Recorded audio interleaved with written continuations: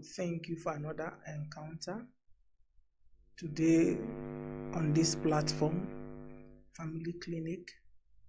We pray for every family that by the hand of God, families will be restored. Those who are going through pain, those who are going through turbulence, those who are going through confusion of the mind, children that are being attacked, whatever that is happening in each and every family, I pray in the name of Jesus that the Lord come through for your family to deliver, to set free, to uplift, and to turn things around for your good in the name of Jesus. Family Clinic is a place where we discuss generally everything about us as humans that is related to relationships, be it father and mother, child and daughter, sons, and everything generally in relationship. We discuss about it in this very platform. So today, by the grace of God, I want to encourage you to invite someone. If you have joined, share it to your group. If you have a group, put it on your status. Let someone know that we are live today in Family Clinic so that we can learn together. You see, when we have the same understanding, it's easier to conquer together. So understanding helps two of us to work in a better way and get a better result.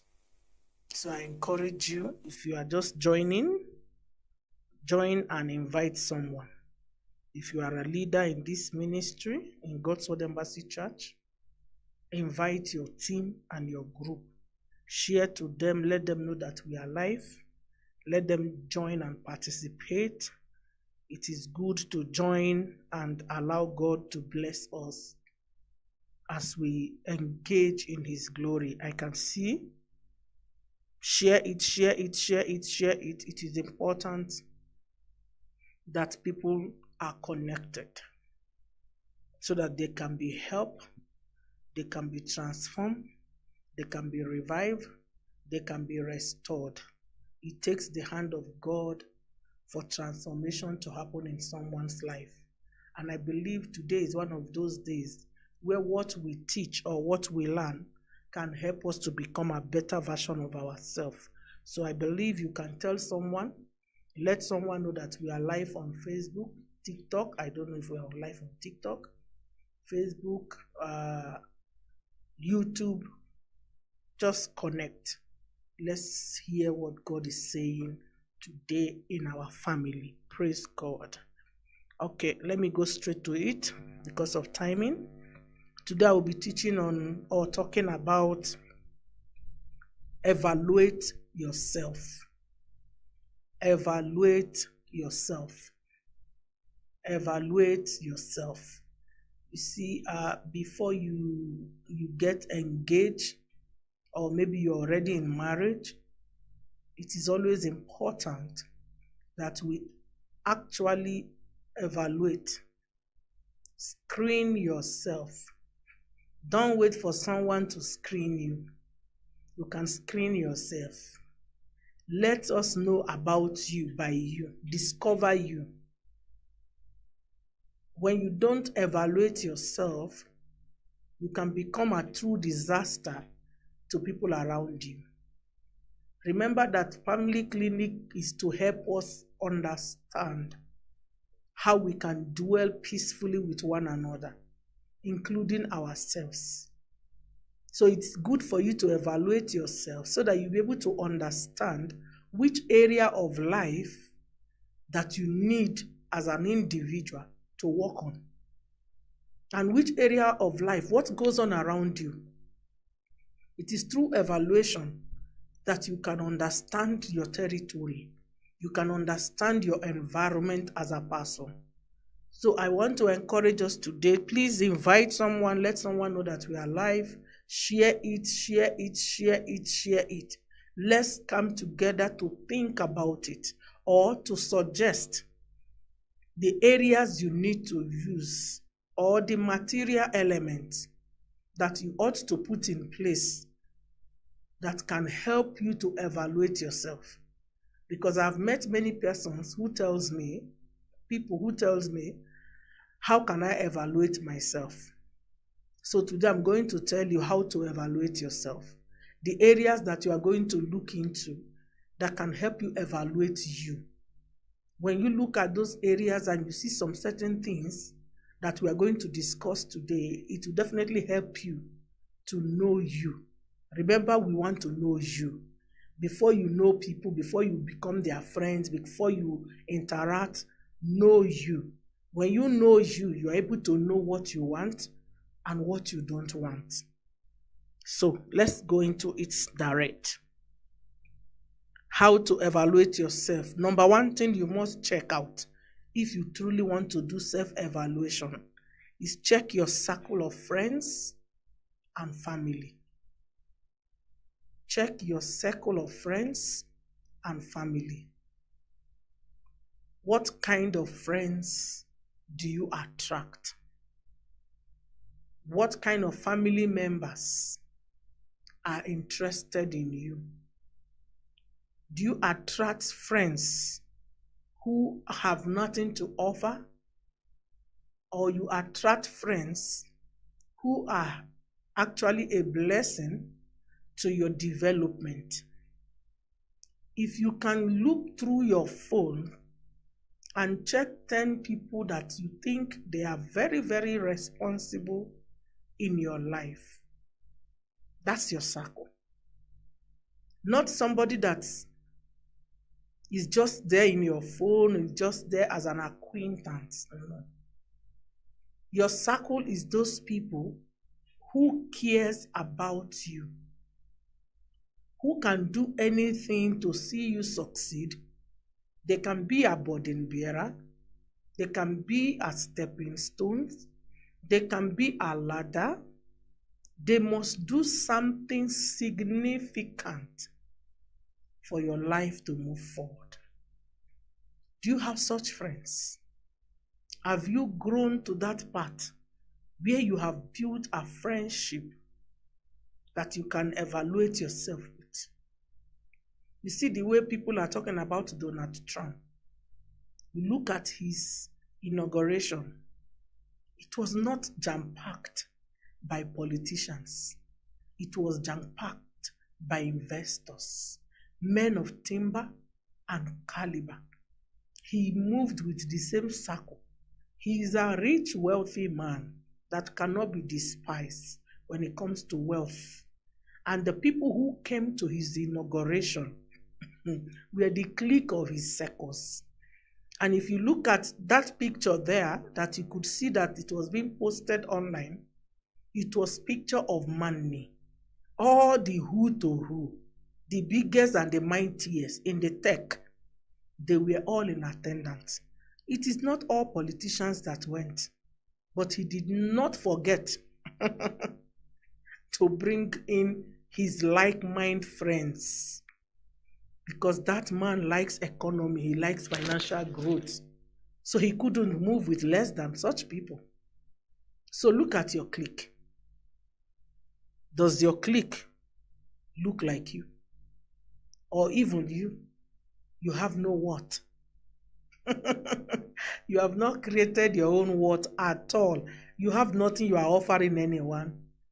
You are just as good as you were given birth to, and that's it. So you just eat and grow nothing. That's why you must evaluate yourself. It will help you to make decisions of life. Because the more you look at yourself and the things you are not able to achieve, that's when you begin to get your self-inspiration. But if you don't have good circle, you will just think it is okay. You know, if you look at today in the society, the mentality of young boys and young girls are very shallow. Why? Their circles. They keep friends who their greatest achievement is buying an iPhone. Imagine that.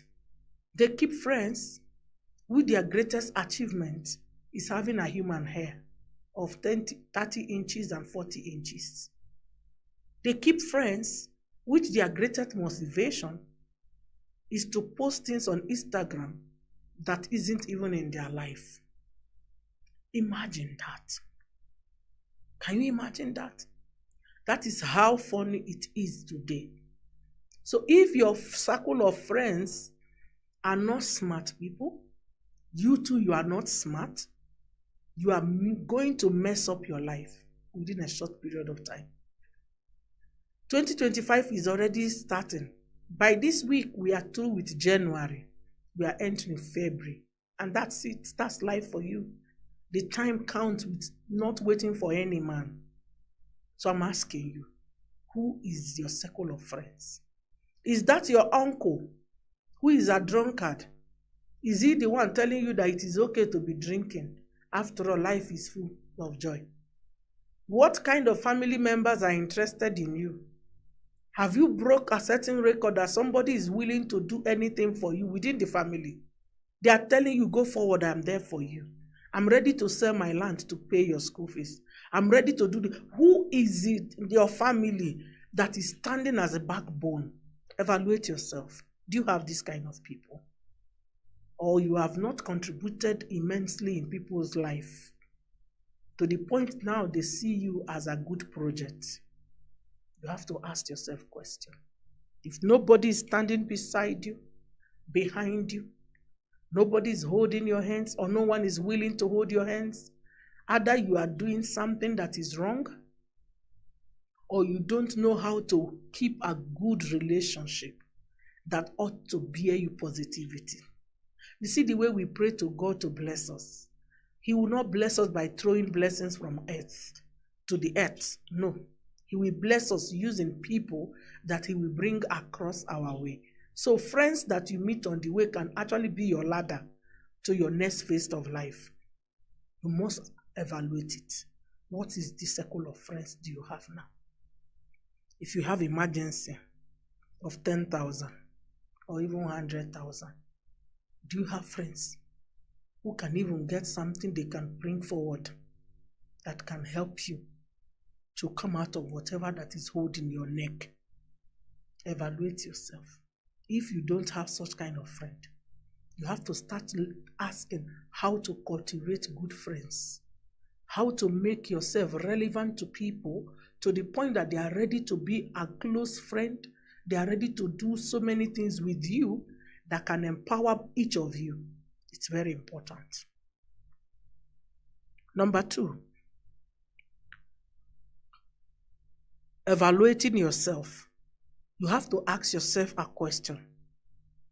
What motivates you into success? What are the things that you look around you? Or what are the things that speaks into your mind or around your life that is motivating you to decide to be successful? Are there things that motivate you?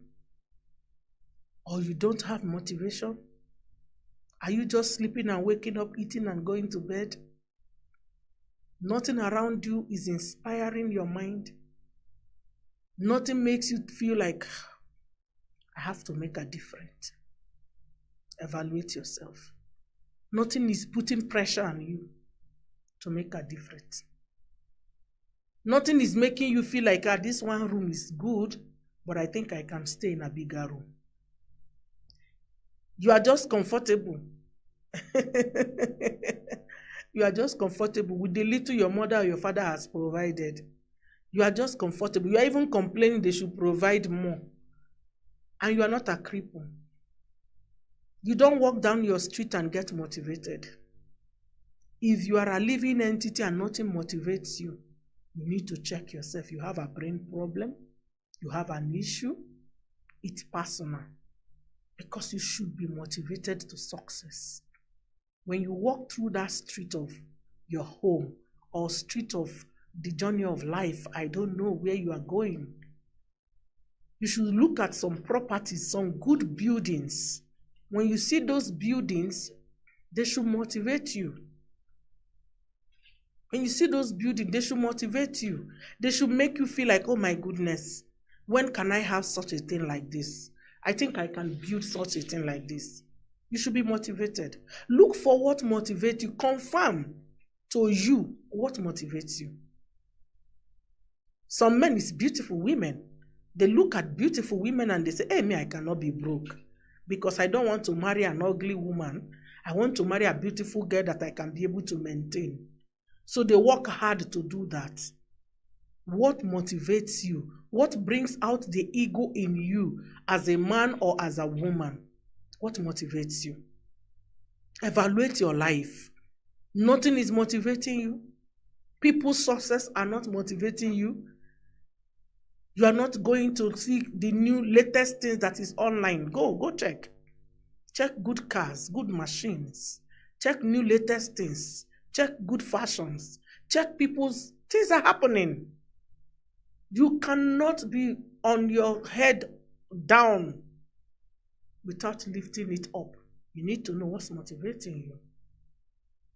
If you are around something that does not motivate you, your church does not motivate you, your family does not motivate you, your place of work does not motivate you, academic breakthrough does not motivate you, you just feel like, as long as I can get morning food, afternoon food, evening food, this hour to God is already good. Or if I can find a man who will just marry me, not even marry me, a man who will be serious with me, who will not cheat on me, who will love me till Jesus arrive. I dare you are a boring person. That's very boring. How do you live life like that? You are wasting life. The only thing you want is somebody to love you, somebody to keep you in the house, call you Mrs. or Mr. That's the essence of life. That's wastage of life. You should give way to those people who want to live large. Yes, it's wrong.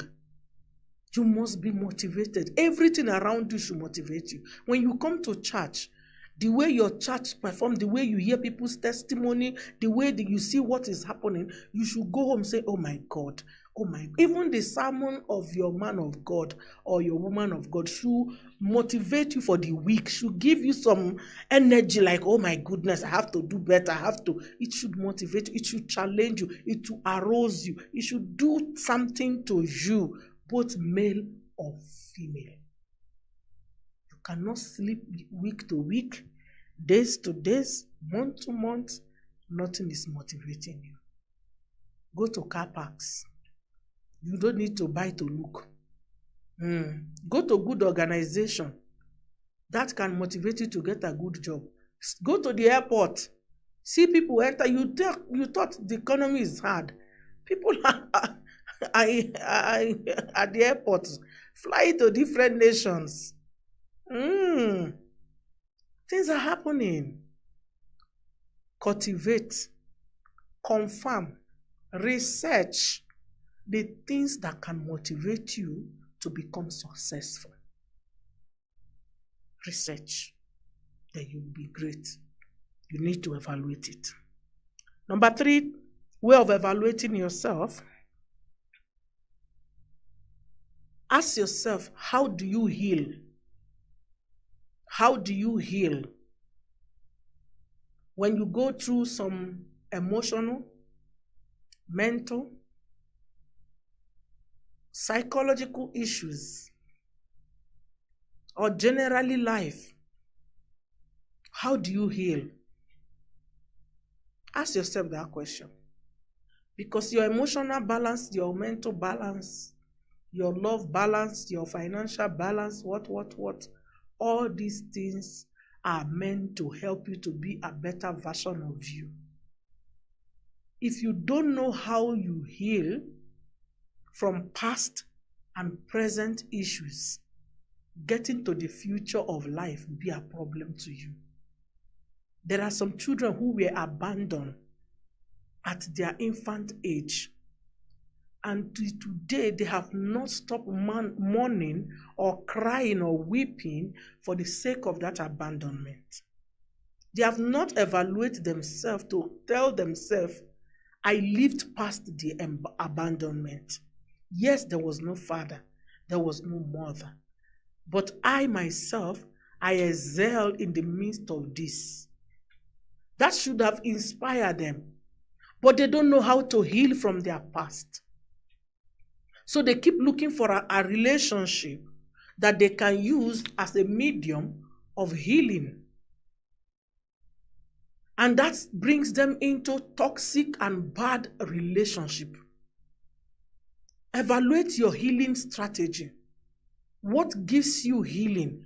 What takes away pain from your heart? What melts your worries? What destroys this disappointment and give you joy again? Because this life where we live, it's full of turbulence. But you must know what you need to do when you are downcasted, when you are down, when the day looks like it's not going to happen, when your heart looks so pained and helpless, when you cannot reach out or you cannot get it, when it looks so pained and so inhuman around you. How do you heal? Some people take vacation. That's why you see the whites, they spend money coming to Africa to view nature that they don't have. Africans are happy receiving them, yet Africans are more traumatized than the white people. Because we never taught, nobody told us that in your state of life, you can evaluate your emotional balance, your mental balance, and realize if you are not stable, give yourself a break or cultivate an attitude of healing that helps you become habitable. Because many of us, we cannot habit with people. It's difficult to cohabit with you because you snap, you nag, you put up moods. You are sick. You need healing. And you are not getting it. You are not even walking towards getting it. So anyone around you has to suffer because of you. You don't even know you need healing. Some girls were raped. They were raped and their response now is very bad. They are in marriage. They can't enjoy sexual life because of the memory of that rape that has been in their mind, but they never took it out. Some people think if you cry, you are weak. Some people through tears, they get healed.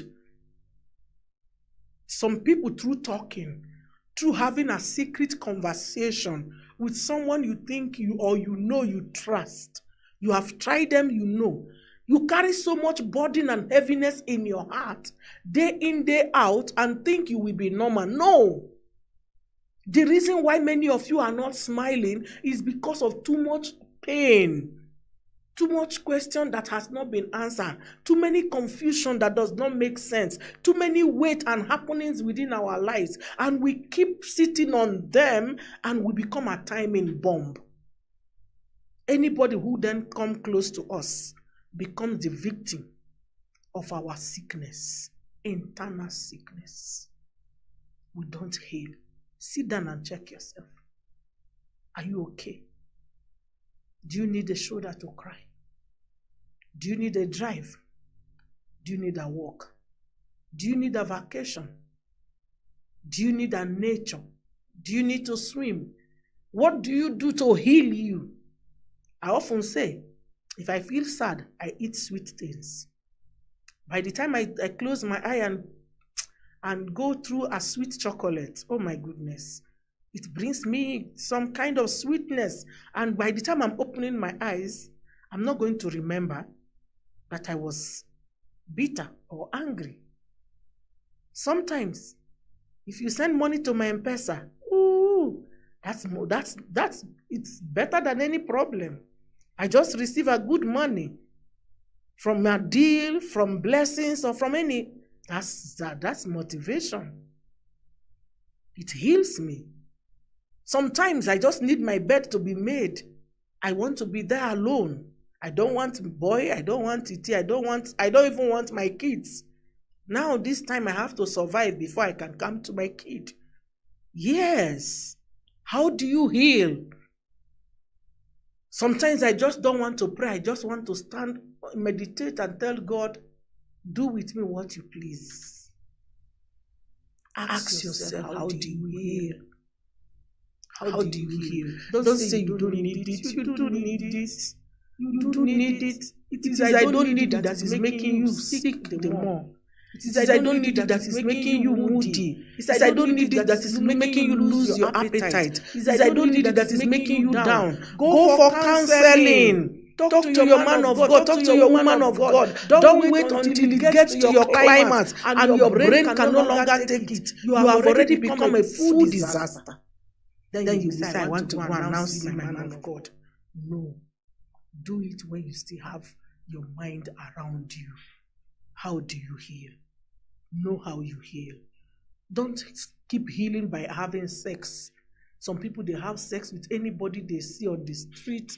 The man wants to sleep with any prostitute that care to give them. The woman wants to go around to have a one-night stand with any man who chooses to stand with her. That's not a healing process. That is a destroying process and disrespecting your body. Sex you have out of casual form is disrespect to you. You should be, your mind should be really, really in need before you can go for sex. You shouldn't go for sex because you are feeling so down. I don't like the weather, is so cold. I cannot step out, but there is somebody who can. Wake up. Don't do that. What's your healing mechanism? Evaluate yourself. This is January. Some of us are sick already. You have already lost appetite. You're already feeling like your church is not good. Your pastor is not good. They are not powerful. No, it's not the power of the pastor. You need mental help. You need to evaluate yourself. Do you know if you fail so many times, you need help? Yes. You try this, it failed. You try this, it failed. You've gone through 6 relationships in 1 year. None of them has worked out. You need help. You need to heal. You need to stop. When a boy tells you you are beautiful, you say, no, I'm not. I am working on myself. May God help us. Let me proceed. Number 4, evaluating yourself. Identify what is your safe spot. Identify your safe spot for you to know you. Identify your safe spot. What is your safe spot? That place where you are and you can be you. Identify it. Maybe some people, they are not singers, but the moment they open the shower and the shower starts running from their head going down, they become emergency choir. They start singing, oh, they can even think they can become a very good, they can go to the studio and record an album. That's their safe spot. Do you know that safe spot is an energy? Hey, I don't want to go there. Your safe spot is like yoga to you. If I talk now, you Christian will think I'm a witch. Your safe spot. That machine is working. That machine you are putting in their face, is it showing there? Oh my goodness, they could have seen it so that they will have mind. But it's okay. What's your safe spot? What is your safe spot? What's your safe spot? What is your safe spot? Evaluate it. Find out. Check it. Research it. Your safe spot. I was telling I was gisting with, is it my PA or so? I was telling them I've discovered a new safe spot for me. Having a deep bath, in a jacuzzi or a bathtub. I find out that when I fill my bathtub and I put a lot of foam and I go inside there and relax my mind, I feel re-energized, rejuvenated, refreshed, renewed. And I started doing it too. Yes. Because maybe I'm being exhausted without knowing. And God has just helped me to notice that, maybe by the time I put soap in my head and the foam is giving me some good vibes, do it. You see, if you don't know you, nothing will work well easily. And positive energy open greater door in our lives. No, some of us, when we are pained and tears in our eyes, we go to God in our knees. We kneel down, meditate, cry out our pain, and He purges our heart from that heaviness. That's a spot. It's a spot whereby you can go and empty the loads. It helps you to reconnect to nature and reconnect to you and make you to stand out in your walk with God or in your personal life. So identify your safe place. Why some people, is their man. Maybe they love their man so much that hugging the man, putting their neck on top of his shoulder, but I pity you if that shoulder break. You will carry your head by your own hand. So try to make sure that you have good spots, but it is good to identify it. You see, when there is a lot of tension around you, go to your safe spot. Some say I have prayer, some say I have a prayer room, some say I have a gym room. Maybe you go to your gym, you feel so tensed, life is so unbearable, expectations are being delayed, struggle is so much, deniers are there. Go to your gym and run on your treadmill. As you are running, you are dropping those baggages and luggages. Remember, self-evaluation is all around. It helps you to succeed.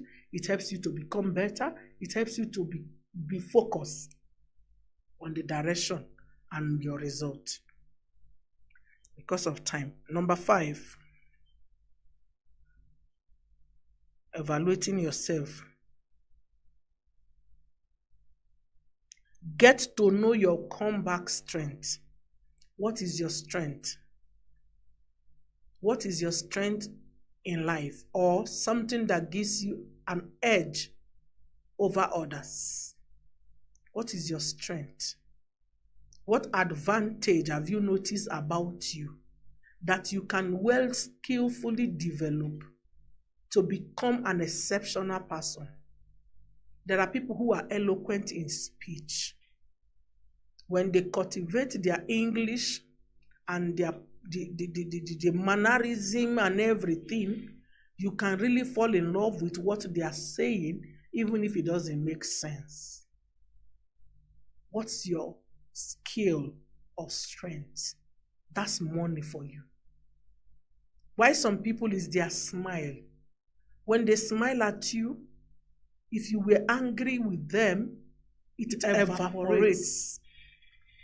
Why some people they are laughing, they have tenderness. When they speak to you, their voice is very soft, their words are very kind, their eyes are very relaxing, their feel gives a giveaway moment. What's your strength? Is your strength gossiping? That means you will be poor in your life. What's your strength? What do you have in the? What are you bringing on the table? Let's say that's the strength. What is going to make you different in that place? What is going to give you an edge over others? What's your strength? What's your strength? Your strength is very important. Your strength is very important. Your strength is very important. What gives you strength? What makes you bigger than others? For that man to break his head, for that organization to break their protocol, for that church to find you indispensable, what is your value? What do you add? What's your relevant? How will you be remembered? How will you be looked for? What are you known for? Please Cultivate something. Look at yourself. If you are not expert of any, you don't bring anything at all. Even you are failing you need a serious checkup. Readdress yourself. Life is beautiful. Don't make it hard. It's a very beautiful life. You just need to know the right step to take and the right things to do at the right time. And you'll be happy you are doing them. But failing to do the right things at the right time will cost you pain of life. Many of the demons we are fighting, some of them is because we don't sit down to take proper decisions. One good thing about God is that whatever you decide, the consequence will wait for you. That's one thing about God. He's not going to compromise his standard because of your decision. Remember, Jesus said something. Which man will want to build a house without sitting down and count his cost? If he will be able to build that house. Because if he's not able to build that house, automatically he will be mocked because he did not plan properly. Child of God, wisdom is very important. What gives you strength? Where is your strength? Where do you stand out? The last thing I'm going to talk about is financial growth. Always evaluate your financial growth. Who are you in the corridor of finance? Even if you have not arrived to the top, are you taking baby steps? Are you even in the knowledge of greatness in financial doors? What do you know about finance? What do you want to know about it? How are you seeing money? Do you know there is money transaction? Do you know there is a way you can use money to turn money? Growing financially in wisdom, in your pocket, and in your investment is very important. That is a continuous growth that you must have in your evaluation. Every month, every year, every 6 months, every 3 months, sit down, evaluate yourself, and find out what you have done so far within these years of your life, or months or days, that is making you financially better than what you were yesterday.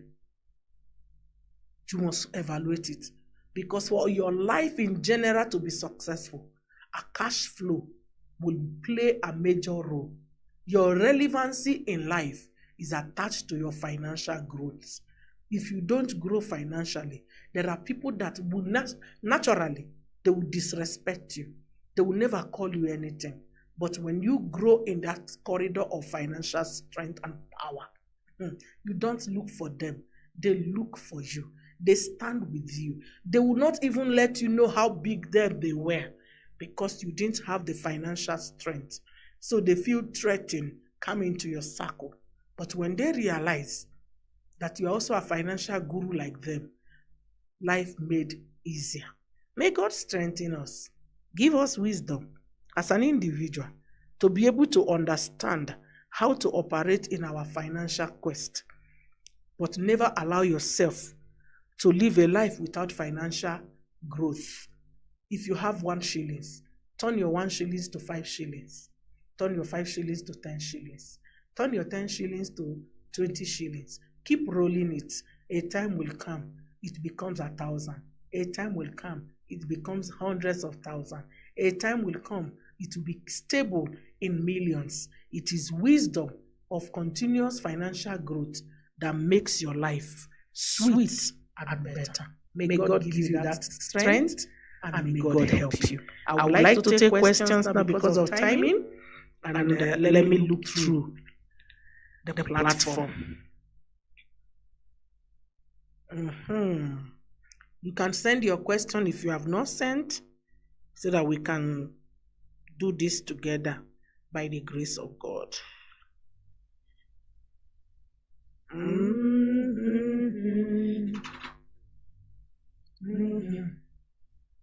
Mama, how does one handle a case whereby their family more So their parents are so toxic, limitation. I can't see very well. Oh, sour. Let me use my own. I'm sorry. I don't have your kind of eye. I always see spiritual things. I've told you before. You think I'm lying? By the way, it's true. I don't see these things you people see physically. So when my eyes is so clear in this, my eyes is so clear in the spirit, but physically, I have to strain the eyes to see something. It is true. Okay, but media, you are doing well. Are so toxic, limiting their joy. How does one heal in this situation? Yet, these are people who are often very present in your life. One thing you must first of all ask yourself, you ought not to be in your parents' disputes. Never allow your father or your mother to carry you into their family matter. I can assure you, don't. They will destroy your future for you. Ignorantly, many parents have done that to their children. Never allow your mother, your father, if they have fight, please stay clear from their fight. If they have anything, stay clear. When they finish, let them settle within themselves. Don't take side with your mother. Don't take side with your father. Be neutral. When they started their journey, you are not there. Whatever mistake they have both make jokes if it is possible. Just move on. That shouldn't determine your own way of life or anything. The moment you get involved, that's when their toxic relationship will destroy your mental strength.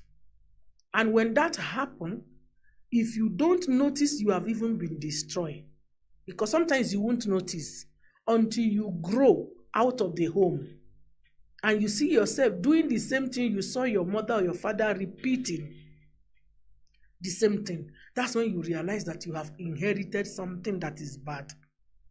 So, but if you are wise enough, see what is happening, don't bring it into you.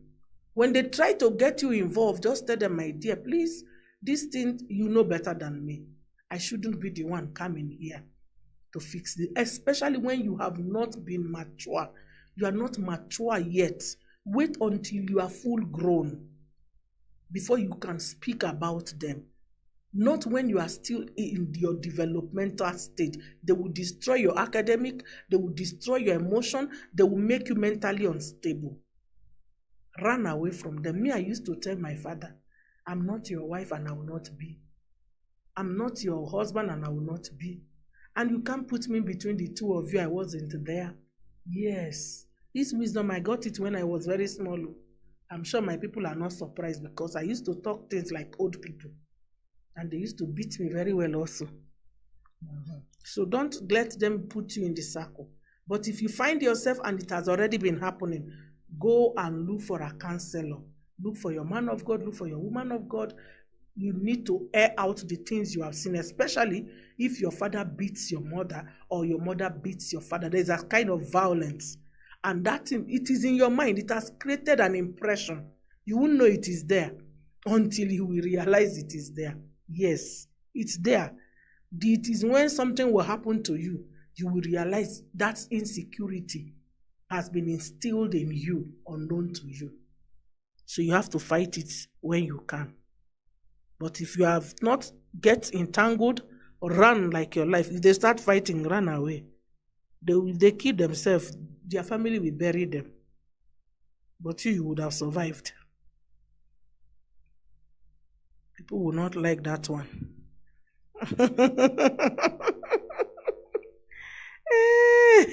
Mama, what could be the issue when one plans their finances and make effort to grow financially, but at the end of it, there is nothing to show, no progress whatsoever? What are the principles of wealth? That's a full course.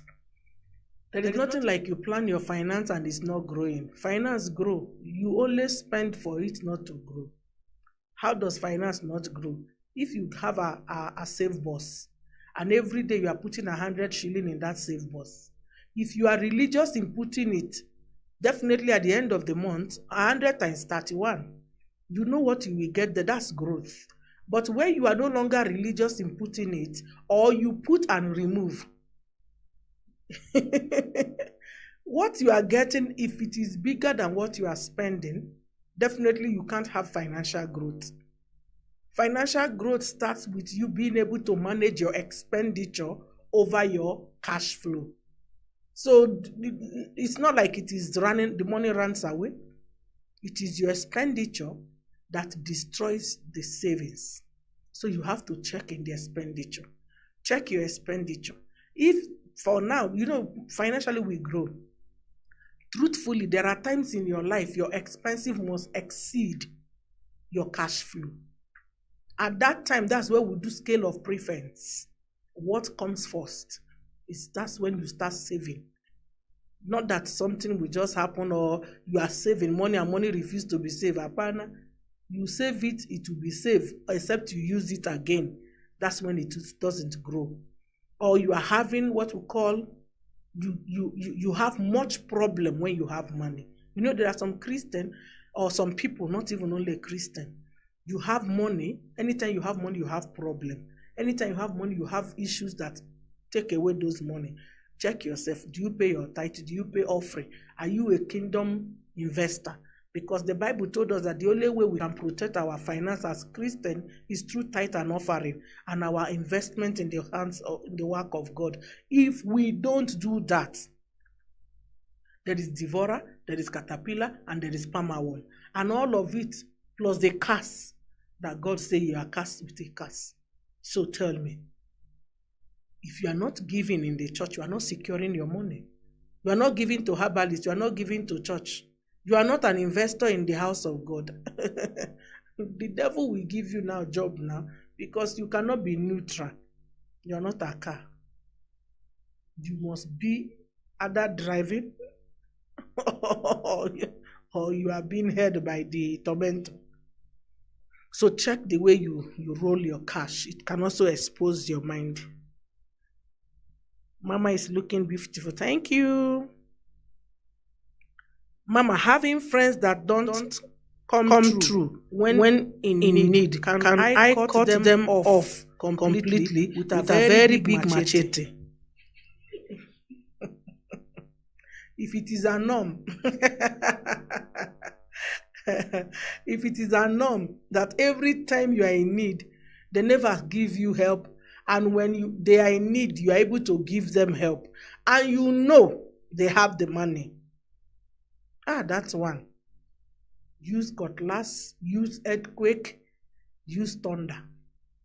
But if they don't have, but they can suggest, do ABC to see how you can.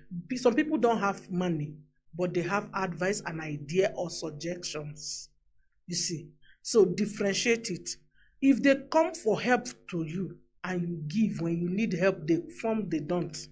Now those ones are very dangerous. You are not with them, they will kill you. Run for your life if those are the kind of person you are mentioning. Mama, sometimes we go through trauma, have tried healed. I've tried to heal, but once you remember it keeps pulling you back. What should one do? Don't remember it when it is not requested. Who goes back to toilet to eat what they have already dropped there? Is there anyone? You see, why go for what hurts you instead of going for future? When there is no need to go back to your mess, why go back there? So we have to train ourselves to stop going back. How do you go and shop in your past that was not pleasant? You have picked some lessons you have learned. Run with the lessons. Stop remembering things that you know that they open an old wound and make it fresh for you. That's you dealing with you. That's you allowing Satan to control you. That's you fighting you. It is like some of us. We did an abortion. Then we go to God. I'm sorry, I did an abortion. Forgive me. I am sorry. You cried. You did everything. You even felt the hand of God. 10 years later, you are married. You are having issue of baby. You start crying to God again. That abortion that I did, my dear, God is not a stupid God. He forgave you. He let go. It is the devil that is now using that injury to torment your present life, not God. In fact, you are insulting God when you remember that sin before him. He will be wondering, what is she talking about? The last time I checked, that was already wiped out. Completely wiped out. If your past could not swallow you, don't go back to it, especially when it is ugly. When it is ugly, don't go back to it. Any past that makes you feel uncomfortable, don't go back to it. Let me tell you a short story as we are taking these questions. I had a property with my husband, a 2-bedroom and a 3-bedroom, twin, that we built before we traveled, just behind at the airport. And something happened. I don't know what actually happened because I've not been into my my own land for past how many years. So I was somehow I got the information that somebody has encroached and they want to take the property, what. They have brought a court order, this has happened, that has happened. They were informing my husband as he was informing me. And somehow, somebody, one of my spiritual mentor, when I was in Nigeria, got to hear about it. And somehow, through my husband, they reached out to me. And they began to tell me about this property. Oh, right now the property in that area is being sold for 45 million. We need you to send some document, or you come over to Delta State so that by the time you come, you sign this document, you are able to do this. You have the CFO, you have this, you have that. I told them I will get back to you. I went and bowed my knees and I said, God, what is this? That's something I labored for 11 years. And God took me and said I should go do ministry. I said, God, what is this? Why am I getting this? You know how painful it is for me to walk out on these things. Why have you brought them back to me? Why am I being requested? And I knelt down and I cried to God. I said, what do you want me to do? You told me to go and not look back. Why are you forcing me to look back? And I don't even have the capacity or anything to do any other thing if I was to do. In my tears and in my crushingness, I cried and God told me, if you can let go, I will give you much more. I say it's easy. I called the man of God. I said, my dear, I'm sorry. That property cost me a lot of pain. Leaving that property for me and coming up to Kenya or Mauritius or wherever I went before I came to Kenya was a pain in my heart.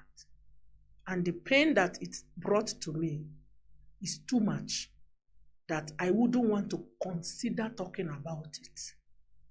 I say, if that property have to go, let it go. The man thought I was mad. He called they tried to, I said, no. It's not a discussion. I'm not talking about it anymore, and nobody should tell me about it. I say, let it go. If the assignment ahead of me is bigger than what you are bringing me back. Because truthfully, if I go there, I won't come back here. Why come back here? Am I stupid? At that time, I don't even have where I'm staying. I'm staying in a small house. And you are telling me to go save a house that I ran out of and not even living there. To do what? And God chased me like I was a fugitive or something. I declined. All effort I declined. Everything they tried to tell me, I declined. Till today, I don't know whether it is sold, taken by the government, whatever that happened, I have no idea. I'm speaking openly because many people can see it, and my family can also see. They know the truth. I turned my back at it because it cost me a lot of pain to let go that property. We had others, but that one, I was attached to it. And I left without looking back. Do you know my husband was shocked? He could not believe. He saw the way, if he tried to talk, I said, baby, forget that. The God who built house in Nigeria is the same God who built anywhere in the world. So if people wonder why is it that I have the grace to own properties or something, they should go to my pastor and see that there are bigger things I forgo for the sake of the work of God. So you as a Christian, stop looking at only your back. Because if you keep looking at your back, you will not get the best. Can I shock you? By the grace of God, the house where me I'm living is even better. That one was a bungalow. I don't, even if you dash me a bungalow now, I can't live there. Why? I can't live on the earth anymore. You have to climb up. Imagine. But Satan wanted to take me back. And can I shock you? Oh God, thank you for this testimony. I've never shared these things. Do you know, as at the time I was being called, if I have left, that is the time COVID came in 4 months afterwards. Do you think at that lockdown, will I be in this assignment anymore? Satan can always use your past to massage you. Stop being sentimental over your past. I moved on. If they ask me to go and buy that property now, safe, I will not want to buy it. I can't live in that area anymore. I have to live in a bigger area. God is good. That's it. So don't allow your past to keep cropping and messing up your present. It's bad. Move on. God has always have a better plan than any other plan you can think of. So move on. March forward. Forward, forward, forward only. May God help us. Mama, will it be wrong for me to cut off friends who are now useless to me, but they helped me significantly in the past? Will this be wrong? Will I be a bad person for this? Yes, you will be. You don't cut people completely. Some people come to your life stage by stage. If their stage is over, keep them. Don't cut the door. Don't close the door. You don't know when you can leave them again. The only thing is, if they are trying to influence you negatively with your present life, that's when you put a certain kind of boundaries to protect. But you don't throw away people because you don't need them now. Anyone God brought in your life, whether now or tomorrow, just leave it there. If they are not useful today, leave them as long as they are not pressuring you and they are not trying to mislead you. If they are trying to mislead, that's where you have a problem. You draw a boundary. But if they are just there in your phone, they don't call you, you don't call them, just leave it. A day will come, you don't know. Maybe they will need you or you will need them. But don't give attitude to somebody who has done something significant in your life. If they give you attitude, just stay within your boundary. God will help you in future. Mama, what happens when you notice that you are the toxic friend who people are cutting off, yet you try to change, but people still don't want to renew relationship with you? What should one do? Yeah, some people will not want to renew relationship with you because it's hard to believe that you have changed. That's just the truth. You see, when you hurt someone again and again and again, they start losing the mental sense that you can be trusted. The more you kill trust, the more you lose friendship. Trust has a way of expiring without renewing. It's very dangerous. There is a way people will trust and try to build the trust.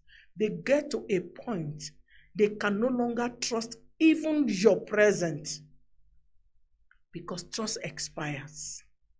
If you keep killing it, it will die. When it dies, it is difficult to renew. So you have to now bear the consequence.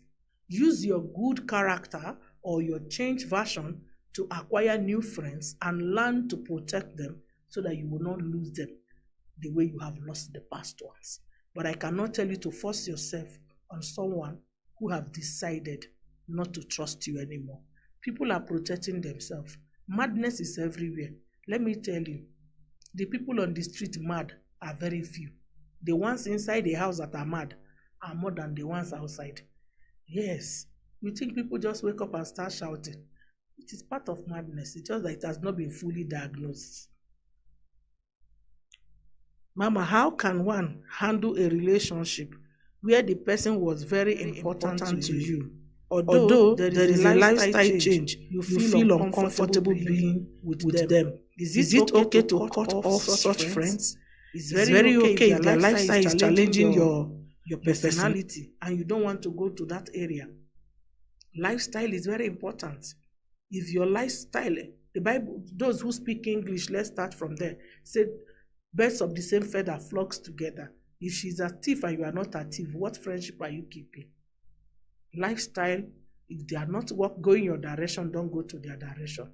Exit is the best.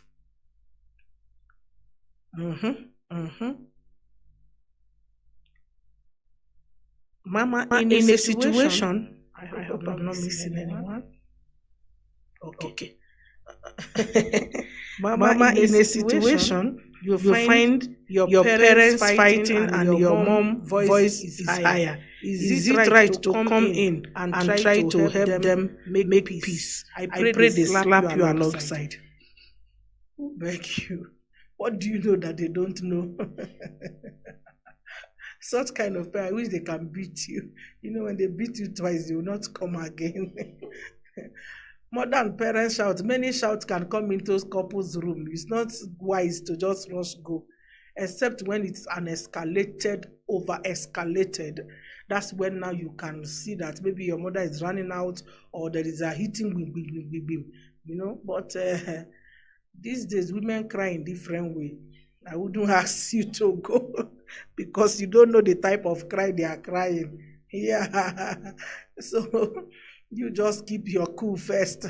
If your mother need help, she won't cry, she will call, help, oh. You go and beat a woman who is enjoying her life. Everybody cry in different way, my dear.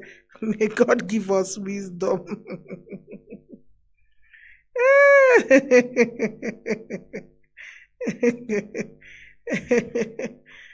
When someone needs help, they know the right words to use. They will say, help, oh, help me, oh, your father is hitting me, oh. But when she's shouting all those other shouts without calling the real help, my dear, be dumb and deaf in that house. Until you are needed, you will be told. Marriage is difficult and deep. You can call cry and they are just playing. Okay, let me not talk again. I just want you to know that this life, our relationship is in different forms. Yeah, our relationship is in different forms. The way people respond and the way people receive is actually two different things. Some people respond in a very bad way. Some people receive in a very bad way. But the important thing is that build what you want so that anytime you see what you don't want, you avoid it. Build what you want. Anytime you see what you don't want, run away. You see, marriage is not a do or die affair. I was just discussing something with my husband this evening and I was telling him the problem with men is that men don't know what is offense. That's just the truth. Most men have not understood what is offense. So they wonder why women are so difficult. But you see, if your mother is standing and your wife is standing and you tell your mother, come and go eat in your house, and your wife has just finished cooking, do you know as for a woman, that's a big offense. Even your mother knows, but she will not tell you because she's happy you have given her a bigger credit. But in the law of a woman, it is your wife's food. You should tell your mom, come, we go eat. My wife has cooked. Now your wife will feel like the special guest of honor that has cooked the food for honorable people to eat.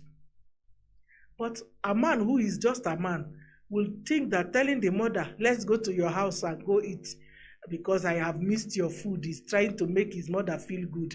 It is your father that makes your mother feel good. It's not you. Do you know when you do that, in the night when you bring your hand, the woman will throw your hand from Matasia to Ngong. She will fling it away. You will be asking, what's happening? What happened is that you took your loyalty to your mother unknown to you. As simple as it is like this. Just like this is problem. So the language of a man and the language of a woman is something that I don't know. We really need to really talk about it so that men will understand. You are going on the road, you are with a man, and you are with the car with probably your spouse or someone you are driving with her.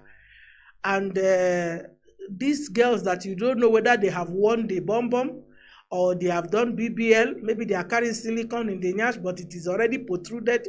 You don't know what they are carrying, because you feel it is a shape. Then you decide to look to the point that your woman realizes that you have been looking at that buttocks. You know, that's a very big problem.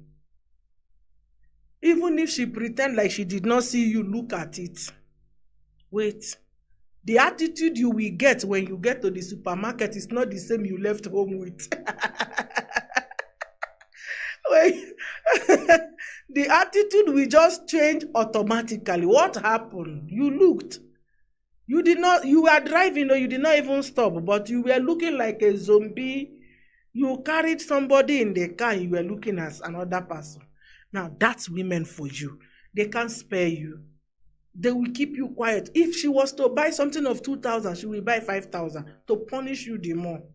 I used to see, there was a lady who said, I love giving birth every year so that my husband will keep buying baby food and pampers. He will never see money to give to her side chick. And the man, his head is shifting every year. The hair of the man is shifting every year.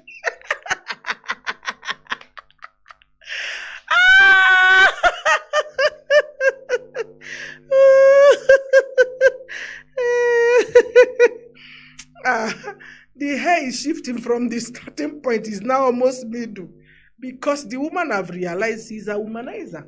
So every year they have 6 now. Every year 1 baby. So you buy pampers for the new one, you buy for the one who is 2 years, then you continue. So 1 to 6. Ask me, would that man ever survive if he's in his house? His house is like barrack. The woman, the children will go, oh. They will just, all of them, traumatize family.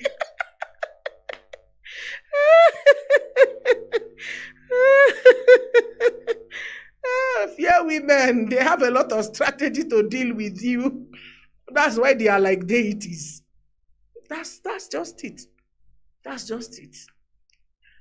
Learning these things will really help a lot of couples. Women are very tolerant. Do you know that? A woman can live with a man and yet you are not her spec. But she will live with you for donkeys of years. But a man will not manage a woman who is not his even appetite. You can't manage, you will just show it, Miss Taki. But this woman already know he's using you to wait for the main man. And he's with you. He's treating you nicely, but he already know that he's not you. I don't know. If you don't fear women, I don't know who you are fearing. I don't know who you are fearing. Oh my God. The Lord bless you. I want to invite you for tomorrow's service. I encourage you to come. Let's worship God together. And don't forget also, we have on Sunday service is our 4th service. where we are also going to. I think that's the first Sunday of the year, right? Of the new month. So come. Let's do it together. It's our communion service also. You see, God loves us. God is interested in you and I. God wants our life to be sweet. And all these things that I've taught you today, I want you to practice them. Go back to the evaluation. You have been asking, how can I evaluate?